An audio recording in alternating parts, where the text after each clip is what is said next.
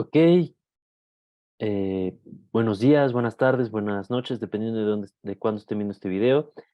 Estos videos van a ser introductorios para la materia de cuerpo humano. Mi nombre es el doctor Marco Eulalio Contreras Minero y nos estaremos viendo para el curso de CPUNI, pues, del presente enero, ¿no? Entonces nos estamos viendo para este curso. El primer video introductorio va a ser introducción al cuerpo humano, ¿de acuerdo? Entonces vamos a ir viendo las bases y algunos conocimientos que tenemos que tener para poder entender esta materia, ¿de acuerdo? Van a ser un total de 3 videos a lo largo de esta semana introductoria. El primer video es este, el segundo va a ser sobre los tejidos fundamentales y el tercero va a ser sobre el sistema tegumentario, que es la piel, y el sistema óseo. Bien. Entonces vamos a empezar con esta presentación. Siempre empezamos con una frase para motivarlos. La frase del día de hoy nos dice que mientras tú dudas de ti mismo, muchos están impresionados con tu potencial. ¿Sí? Bien. Ahora, ¿cómo se llama la ciencia que estudia el cuerpo humano? Vamos a partir de eso, porque de acuerdo a esto es donde se va a apoyar nuestra materia de cuerpo humano. Recordemos, pues, que la ciencia que estudia el cuerpo humano es la anatomía, y si estudiamos la etimología de esta palabra, significa que, bueno, deriva del latín anatomía y del griego anatomía, como se escribe aquí, y lo voy a leer así, anatomía, que va a significar cortar o separar, o en otros términos, disecar. Cuando nosotros decimos disecar o separar, inmediatamente pensamos en ir separando lo que son algunas partes de nuestro cuerpo, ¿sí? Aquí el significado principal es este término de cortar, ¿no? Para que nosotros podamos estudiar el cuerpo humano, tenemos que hacer pequeñas incisiones, que es básicamente hacer una abertura en el cuerpo humano para poder ver qué es lo que hay dentro de nosotros, ¿de acuerdo? Entonces, de ahí viene esta palabra clave de cortar o disecar o separar. Vamos a ir separando igual al cuerpo en distintos sistemas y en distintos aparatos para comprenderlo de forma mejor o adecuada. Ahora, tenemos que hablar sobre los niveles de organización para ir viendo cómo es que se forma como tal el cuerpo humano y los sistemas y aparatos que lo componen. Partimos de la porción más pequeña, que es el átomo. Si nos ponemos más estrictos, hay algo más pequeño que los átomos, que son los quarks, pero para fines de esta clase vamos a decir que la porción más pequeña va a ser el átomo. Un conjunto de átomos van a formar una molécula, ¿sí? Y ya en sus clases de bioquímica van a ver que al hablar de cuerpo humano, al hablar de biología, estas moléculas se llaman biomoléculas, ¿sí? Por ejemplo, eh, lo que es el carbono, el oxígeno, el nitrógeno, el oxígeno y el azufre, ¿no? Entre algunas biomoléculas. El conjunto de esta combinación de moléculas va a formar las macromoléculas. Ejemplos de macromoléculas tenemos varios, como por ejemplo están las proteínas, los lípidos, los carbohidratos. Sí, eso es una macromolécula. Principalmente las proteínas son de las más importantes en el cuerpo humano, ¿sí? Porque las podemos ver, por ejemplo, en las proteínas de la piel, que nos permiten elasticidad o rigidez, o otros casos más específicos como lo que sería la insulina, que es bien importante, ¿no? Entonces la insulina es una proteína. Las macromoléculas van a formar organelos, y organelos ya conocemos algunos, como por ejemplo las mitocondrias, el retículo endoplasmático, las vacuolas, entre otros organelos. Un conjunto de organelos va a formar una célula, ¿sí? Nosotros estamos formados por células. Eso es algo que ya sabemos, pero el conjunto de células, ¿qué va a formar?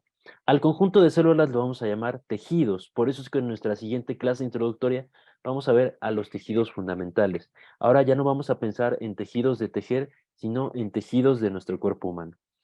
Un conjunto de tejidos va a formar un órgano, y un conjunto de órganos va a formar un aparato y sistema. Aparato o sistema, más bien. Más adelante vamos a ver cuál es la diferencia entre el aparato y el sistema. Y obviamente nosotros estamos formados por estos, y nosotros somos un organismo, ¿de acuerdo? Ahora, ya que entendimos todo esto, vamos a poder comprender cuando yo diga tejido, cuando yo diga órgano, cuando diga aparato o sistema. Vamos adelante. Ahora, ahora bien, La anatomía ya dijimos que se conforma de sistemas y aparatos. ¿Cuál es la diferencia entre estas dos? Bueno, la principal diferencia es que un sistema se va a definir como un conjunto de tejidos. Ya sabemos que un conjunto de tejidos es un conjunto de células. O células que pertenecen a un solo tipo de, eh, pues de tipos de células, como las células de la piel, que trabajan para múltiples funciones, ¿de acuerdo? Entonces tenemos ahí un sistema que solamente se compone por un solo tipo de células o un solo tipo de tejido. En cambio, el aparato se compone de unir distintos órganos, o sea, órganos que a simple vista pareciera que no tienen relación entre ellos para realizar una función específica. Uno de los ejemplos más característicos de aparatos es el aparato urinario. ¿Por qué? Porque ahí tenemos a lo que son los riñones, la vejiga y la uretra, ¿sí? Pareciera que estos órganos no tienen ninguna relación entre ellos, sobre todo por la distancia. Sin embargo, están conectados por distintas estructuras que vamos a ver más adelante. Y uno de los mejores ejemplos de sistema es el sistema nervioso, porque el sistema nervioso está constituido por un solo tipo de células, principalmente. ¿A saber cuáles son estas células? Son las células nerviosas que vamos a llamar neuronas, ¿no? Entonces, ahí está uno de los ejemplos para que quede más claro esta definición entre sistema y aparato, ¿sí? Ahora vamos a ver los ejemplos de principales sistemas y principales aparatos. De los sistemas del cuerpo humano tenemos a los siguientes. Aquí tenemos una pista de más o menos cuáles son estos sistemas, ¿de acuerdo? Entonces, aquí de este lado podemos ver a lo que es este conjunto de vasos sanguíneos, que pueden ser las arterias y las venas. Aquí vemos un conjunto de órganos que van a estar conectados entre sí, aunque no lo pareciera, como lo que es el cerebro, principalmente la zona del cerebro que se llama el hipotálamo y la hipófisis. Vemos a la glándula de la tiroides. Aquí hay otro conjunto de tejidos, que en este caso sería los tejidos óseos, ¿sí? Que van a formar todo lo que es el sistema esquelético. Y ya habíamos visto que, por ejemplo, el sistema nervioso se conforma pues de una gran cantidad de nervios que se pueden encontrar en forma de neuronas o en forma de fibras nerviosas que salen directamente ya sea del encéfalo o de lo que sería la médula espinal. Como les había dicho, también tenemos otro ejemplo en la piel. La piel está formada de una gran cantidad de células que son propias de la piel, que vamos a llamar queratinocitos. Los queratinocitos son de las células más importantes de la piel y las vamos a ver más adelante cuando veamos el sistema tegumentario. También veríamos lo que es el sistema articular, que básicamente se compone de las partes del esqueleto que están articuladas entre sí. Además de esto, veríamos a lo que es el sistema muscular. Ujú. Y aquí vemos estas dos células que parecen aisladas, que una se llama las células B y las células T. Estas células reciben el nombre de linfocitos y son la principal barrera ante cualquier infección, ¿sí? Ahora, vamos a descifrar este misterio y de los principales sistemas está el sistema circulatorio, que se compone de los vasos sanguíneos, el sistema esquelético, el sistema muscular, que se compone de todos los músculos que están rodeando a nuestro cuerpo y que incluso en este momento están actuando al momento de que ustedes están sentados o están acostados, de preferencia espero que estén sentados, están en funcionamiento lo que es el sistema muscular. El sistema nervioso, igual ya sabemos que se compone todo de lo que serían neuronas o fibras nerviosas. Y el sistema tegumentario, que recuerden, no es otra cosa más que la piel. Ahora sí, está el sistema articular, el sistema linfático, que es esto que vemos aquí, que básicamente lo que es el sistema linfático es una serie de conductos que van a conectar la linfa. La linfa básicamente es el desecho que queda de la sangre, ¿de acuerdo?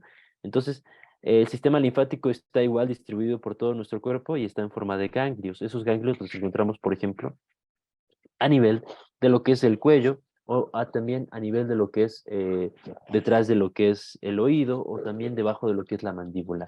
Y cuando nosotros tenemos un proceso inflamatorio por una infección principalmente, estos ganglios se van a inflamar y por eso es que cuando íbamos al doctor, el doctor pasaba sus dedos por nuestro cuello tratando de sentir si estos ganglios estaban inflamados o no. Los ganglios básicamente es un conjunto de varios vasos linfáticos, ¿sí? Y tenemos al sistema endocrino, que ya dijimos que se compone principalmente por el hipotálamo, la hipófisis, la tiroides. Ujú. Aquí podemos ver también lo que serían las glándulas suprarrenales, el páncreas los ovarios o los testículos en el caso de lo que sería los hombres. Y ya por último, el sistema inmunitario, que se compone principalmente de los linfocitos, o también llamadas glóbulos blancos, o también llamadas leucocitos, que son las células que nos van a proteger ante cualquier infección, ¿sí? Entonces, recuerden que la característica de estos sistemas es que todos comparten el mismo tipo de células o el mismo tipo de tejidos. En el caso de la piel, comparte el mismo tipo de células y tejidos, ya que el tipo de tejido que tienen es un tejido epitelial. En la siguiente clase vamos a ver qué es esto de tejido epitelial. Y el sistema esquelético se compone de lo que es el tejido, pues óseo, ¿no? Estos famosos huesos. El sistema muscular se compone del tejido muscular y así con todos los sistemas. Esa es la principal diferencia. Ahora, los aparatos del cuerpo humano, les digo que son un conjunto de órganos que son diferentes entre ellos. Aquí ya no todos se componen del mismo tipo de células o del mismo tipo de tejido. Ujú. A saber, tenemos el aparato cardiovascular, que uno podría pensar que es lo mismo que el sistema circulatorio, pero no, porque el aparato cardiovascular le vamos a sumar los vasos sanguíneos junto con lo que sería el corazón, ¿de acuerdo? Entonces ese es el aparato cardiovascular. Luego tenemos al aparato respiratorio, que se compone por distintos tipos de células que están distribuidas a lo largo de lo que son las vías respiratorias, que ya sabemos que inician en lo que serían las fosas nasales y terminan en lo que serían los bronquios, que se insertan en lo que son los pulmones. Después, uno de los aparatos que tiene una gran variedad de órganos es el aparato digestivo, ya que se compone por lo que es el tubo digestivo que va desde la boca hasta lo que sería el ano. De ahí pasamos por el esófago, el estómago, la primera porción del intestino delgado que se llama duodeno, la segunda porción que es el yeyuno y el ilion, y después toda la porción del colon, ¿de acuerdo? Que más adelante en la clase de sistema digestivo vamos a ver cómo se llama cada parte del colon, ¿de acuerdo? Pero no solo eso, sino que vemos que tiene rodeando estas glándulas, que de las más importantes estaría lo que es el hígado y el páncreas. Entonces, estos dos órganos son muy distintos a lo que sería todo el tubo digestivo, entonces por eso hablamos de un aparato. Después tenemos al aparato reproductor, que igual aquí se conforma de otro tipo de células, porque vemos que el aparato reproductor, en el caso de los hombres, tiene los testículos, que estos funcionan como glándulas. Las glándulas, para que lo recordemos, básicamente van a secretar hormonas, ¿sí? Y en el caso de las mujeres, la glándula que va a ser propia de las mujeres, más que nada las glándulas, porque vienen en pares, van a ser los ovarios, ¿de acuerdo? Y como les había dicho, el mejor ejemplo de un aparato va a ser el aparato urinario o también llamado aparato excretor, ya que se compone de lo que serían los dos riñones, además de las glándulas suprarrenales que quedan por encima del riñón, por eso se llaman glándulas suprarrenales, y conectando a los riñones con la vejiga estarían lo que son los uréteres, ureteros también llamados, y después la vejiga se conecta con lo que sería el pene o el orificio urinario en el aparato reproductor femenino, ¿sí? Bien, entonces, la pregunta sería, ¿es importante saber esta diferencia? Para fines del examen, sí, pero se van a dar cuenta de que muchos libros, no por decir maestros o doctores, sino que libros de anatomía, no respetan este acuerdo entre aparato y sistema, sino que se siguen refiriendo a ellos como sistema digestivo, por ejemplo, o sistema respiratorio. Entonces, eh, esto es más que nada algo que se dice que es anecdótico, ¿de acuerdo? Entonces es importante saberlo. Ya sabemos que se diferencian entre ellos, pero nos vamos a dar cuenta a lo largo de nuestra carrera que no se respeta esta diferencia entre aparato y sistema, sino que a veces se usan como sinónimos y no pasa nada. Está aceptado por el gremio del área de la salud que se puedan usar como sinónimos. Ahora, las regiones del cuerpo, ¿no? Esto podría parecer que es algo que ya sabemos, pero no es así. Las regiones del cuerpo se van a dividir en varias, ¿de acuerdo? A saber, tenemos lo que es la cabeza. Ajá, esta ya la conocemos. Después viene la porción del cuello, que también se habla de una región cervical. ¿Por qué? Porque cervix en latín significa cuello, ¿no? Entonces, por eso cuando ustedes llegan a tener algún esguince en el cuello, lo correcto no es decir tengo un esguince de cuello, sino tengo un esguince cervical, ¿de acuerdo? ¿Por qué? Porque cervix es cuello, ¿de acuerdo? Entonces tenemos la cabeza, la zona del cuello, esta zona de aquí moradita, ¿cómo se llama? Muy bien, es la zona del tórax. Las zonas que están iluminadas de color azul pertenecen a lo que son los miembros superiores, ¿sí? Entonces aquí en medicina ya no decimos brazo, ¿sí? Ya no decimos mueve tus brazos, sino decimos mueve tus miembros superiores, ¿de acuerdo? La zona que está coloreada de color verde es el abdomen, ¿sí? La zona abdominal, y debajo del abdomen, en un color verde más oscuro, está lo que sería la zona de la pelvis o el periné, ¿de acuerdo? Que en esta zona es donde se encuentran los aparatos reproductores femeninos o masculinos, cual sea el caso. Detrás vemos que está esta porción en morado un poquito más claro, como tirándole a lila, que es el dorso, o que también llamamos la porción de la espalda. Y debajo, en este tono rosa, estarían lo que son los miembros inferiores. Entonces, esas son las regiones del cuerpo, a saber, podría parecer que es algo que ya sabemos, pero pues es importante recordarlos. Y aquí vamos a partir por algo importante. En anatomía podemos hablar de una vista anterior cuando lo vemos de frente, ¿de acuerdo? Cuando decimos que estamos viendo algo de frente, es que estamos viendo su vista anterior. Y cuando estamos viendo algo por detrás, hablamos de una vista posterior, ¿de acuerdo? Esto lo vamos a abordar más adelante. Ahora, la posición anatómica. Si ustedes se dan cuenta, en todos los libros de anatomía, eh, la persona o el paciente que llegan a dibujar siempre va a tener esta posición. ¿Cómo es esta posición? Muy sencillo. Esta posición, básicamente, bueno, ahí les puse este GIF para que pongan un poquito más de atención. Bueno, aquí está. Es un ser humano que está de pie, tiene la mirada hacia adelante, los miembros extendidos. ¿A qué me refiero con miembros extendidos? O sea, ya sea tanto miembros superiores como inferiores tienen que estar extendidos, las manos con la palma hacia adelante, o sea, más o menos así, y los pies con una dirección frontal. Esta va a ser necesaria para un patrón de referencia, ¿sí? Entonces, otra vez les vuelvo a poner la imagen, así tiene que estar, está de frente, ¿sí? Tiene los miembros extendidos, ya sea los superiores y los inferiores. Ujú. Está mirando de frente. Las palmas siempre tienen que estar mirando hacia adelante, y los miembros inferiores siempre tienen que estar en posición frontal, o sea, con los pies hacia adelante. Otra vez les pongo un resumen. ¿Y por qué es necesario esto? Es para tener sobre todo un patrón de referencia. Es por eso que en la mayoría de los libros de anatomía, todos los modelos que ustedes puedan llegar a ver van a tener esta famosa posición anatómica. Ahora, vamos con los términos de relación. Seguramente han escuchado el término de está anterior o está posterior, que ya dijimos que anterior es que queda por delante y posterior es que queda por detrás. Pero hay muchísimos otros términos de relación que vamos a usar en anatomía o en cuerpo humano. Por ejemplo, tenemos lo que es superior. Ya no vamos a decir que está arriba, sino que vamos a decir que hay una zona de nuestra parte que queda superior o craneal. ¿Por qué decimos craneal? Porque queda justamente por encima de lo que es el cráneo, ¿de acuerdo? Entonces puede ser craneal o superior. Otro dato de vital importancia es que en el área de la salud se van a dar cuenta de que hay muchos términos que tienen varios sinónimos, o sea que hay muchas formas de decir una sola cosa. En este caso podemos decir craneal o superior y funciona como un sinónimo.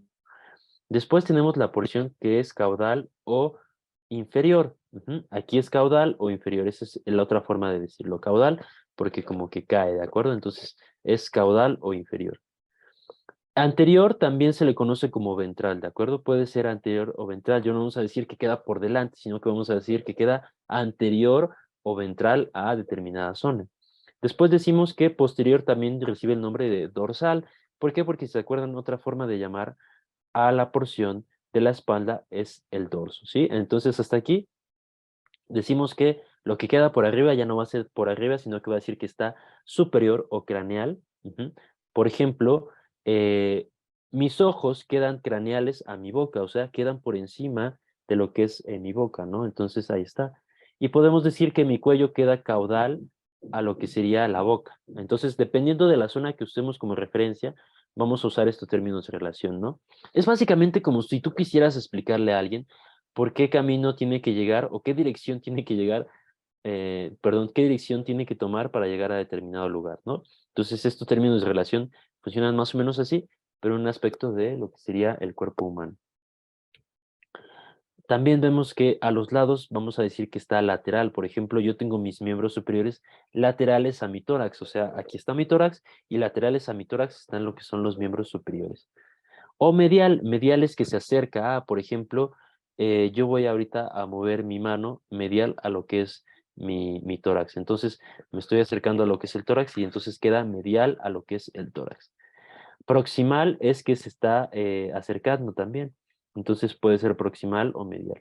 Y distal es que queda lejos, ¿no? Por ejemplo, en este caso, gracias a la posición anatómica, las manos quedan proximales a lo que sería la cadera, ¿no? Entonces decimos que quedan cerca de la cadera.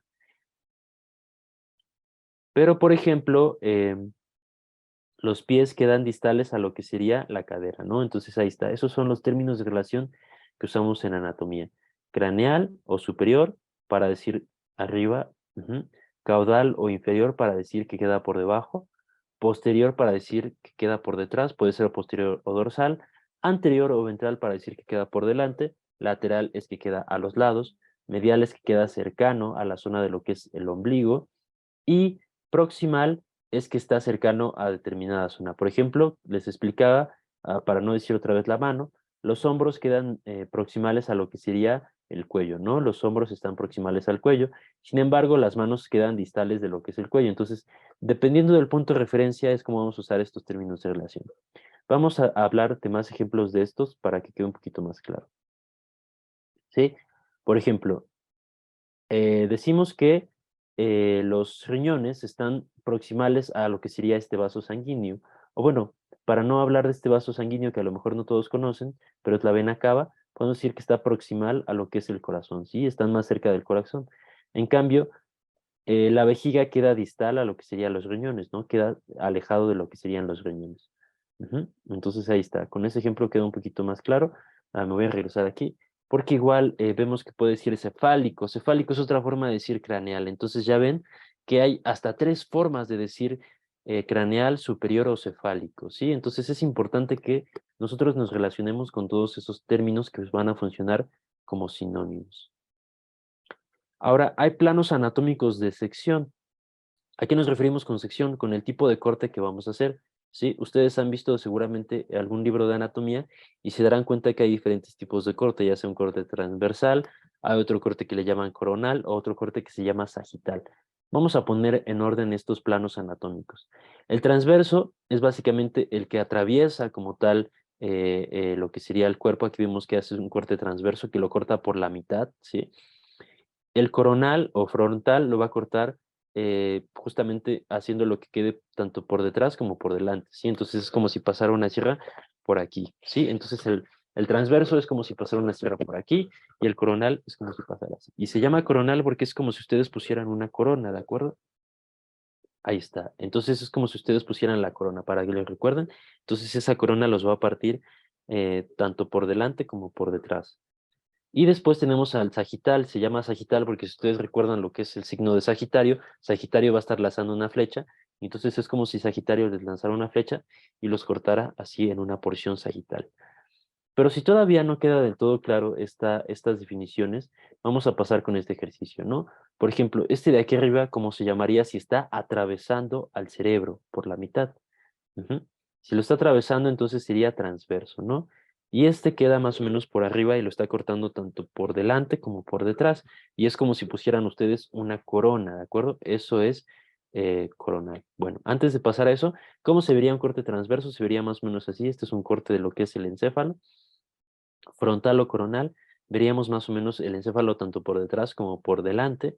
Y el sagital lo estamos cortando justamente por lo que es aquí, a mitad, ¿no? Entonces es como si lanzáramos una flecha y lo cortamos en dos lados, que sería un lado derecho y un lado izquierdo, ¿no? Entonces lo partimos por la mitad. Ahí está. Y por eso es importante saber cómo se dan estos cortes, ¿no? Porque así cuando nosotros veamos en un libro de anatomía, sabemos que este es un corte transversal, este es un corte frontal o coronal y este va a ser un corte sagital, ¿de acuerdo? Sagital porque nos da tanto lado derecho como lado izquierdo. Frontal se pueden apoyar de que nos da un lado anterior y un lado posterior. Y transverso es un lado superior y un lado inferior. Bien, ahora vamos a hablar sobre otra cuestión que es importante al hablar de anatomía o de cuerpo humano. Vamos a definir a los epónimos. Básicamente los epónimos es una persona o lugar cuyo nombre se usa para nombrar una estructura anatómica, ¿sí? Esto hablando sobre epónimos en anatomía. Por ejemplo, todos han escuchado el término de la trompa de Eustaquio. ¿Por qué? Porque fue Eustaquio el que describió esta trompa que para fines muy sencillos va a conectar lo que es la cavidad nasal con lo que es el oído interno, ¿sí? Entonces, esta trompa de Eustaquio conecta la cavidad nasal con el oído interno. ¿Qué función tiene? Pues ayudarnos a regular las presiones que pueden entrar tanto a la cavidad nasal como en el oído interno. Por eso es que cuando nosotros viajamos en carretera, se nos cierra lo que es el oído, ¿no? Dicen es que se me taparon los oídos, porque se está cerrando la trompa de Eustaquio. ¿Qué podemos hacer para abrirla? Lo que pueden hacer es masticar chicle o tragar saliva. ¿Sí? Entonces, eso de trompa de Eustaquio es un epónimo, ¿de acuerdo?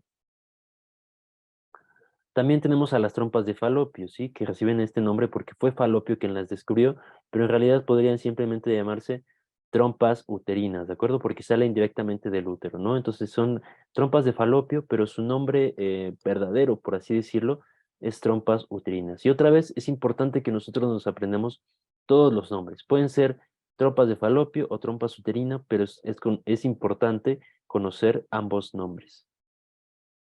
Bueno. Eso sería todo. Es una clase un poco corta. Trato de ser breve y conciso para que no sea pesado para ustedes. Pueden volver a ver esto una y otra vez, ¿sí?